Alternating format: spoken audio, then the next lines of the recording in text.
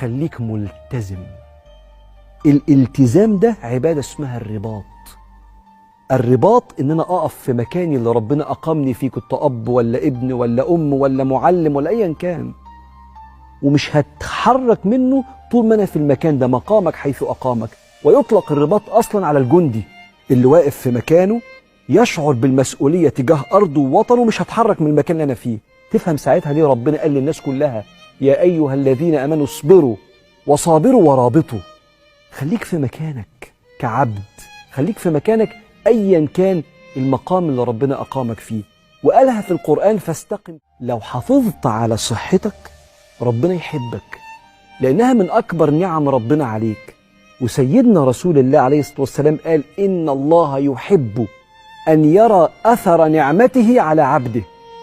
فالنهارده لو ربنا سبحانه وتعالى معافيك من مرض يهدك، لو انت ما عندكش مرض يهدك، بتهد نفسك ليه؟ ما تهدش نفسك، لان ربنا يحب يشوف اثر نعمة الصحة في نضارة وشك، ويشوفها في جسمك وانت صالب طولك وقادر تعمر الارض وتخدم حبايبك. عظم كنز اكرام الجسد، ودي عبادة النهارده. كان سيدنا النبي ينهى عن اتلاف الصحة في العبادة. مش هقول لك في السهر ولا في السجاير ولا في المخدرات، لا، دي يقول لك ما تتلفش جسدك وانت بتعبد ربنا. يوصل له معلومة ان سيدنا عبد الله بن عمرو بن العاص بيصلي طول الليل قيام الليل، يصحى الصبح صايم كل يوم في الاسبوع. فقال يا عبد الله تعالى ألم أخبر أنك تصوم النهار وتقوم الليل؟ قال بلى يا رسول الله. قال لا تفعل، إنما صم وأفطر وقم ونام، إن لجسدك عليك حقا وإن لعينك عليك حقا. ده ألم زائد رفض يساوي معاناة في علاقتي بنفسي. يعني أنا مثلا ساعات لما بحرج ما بعرفش أرد، واروح هموت من نفسي. إزاي يقول لي كلمة زي دي وشي يحمر وما اعرفش أرد؟ لما مثلا بيبقى في كذا حد عايز أعبر عن وجهة نظري بتلخبط، واروح هو أنا مش كبرت إن أنا ما اعرفش أجمع فكرتي قدام الناس في الاجتماع؟ ألم زائد تقبل. معلش دي نواقص أنت محتاج تتعلمها في كورسات معينة، تقعد مع منتور ليك يعني زي أستاذ يعلمك تخرج من الموضوع ده إزاي. بس لازم تتقبل نفسك، ما أنت عندك مئات المميزات التانية. لكن لو روحت البيت وأنا متضايق من نفسي، أنا شكلي ماليش في الشغل، شكلي ماليش في إن أنا أقابل الناس، هتفضل المعاناة. ألم زائد رفض يساوي معاناة ومرارة، ألم زائد تقبل.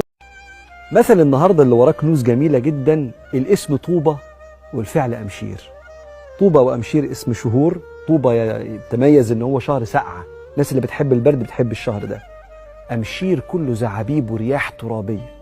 فالناس بتستنى شهر طوبة عشان تتمشى في البرد، يفاجئوا إن في الشهر ده تيجي رياح ترابية، فيستغربوا من التناقض ده اللي في عقولهم، يقولوا إيه؟ الاسم طوبة والفعل أمشير.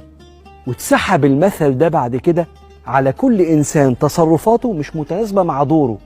فهو المفروض إن هو سمعته حاجة، ولما جينا نتعامل معاه لقينا تصرفات تانية خالص. خدت دورة تدريبية قريبة إزاي الإنسان يبقى ملتزم بدوره، ديديكيتد. فلو أنت مثلا مدرب وبتمرن الناس على حاجة، إزاي تبقى ملتزم وتيجي في ميعادك، وإزاي ما تبقاش ملول لأنك أنت اللي بتقود الغرفة دي.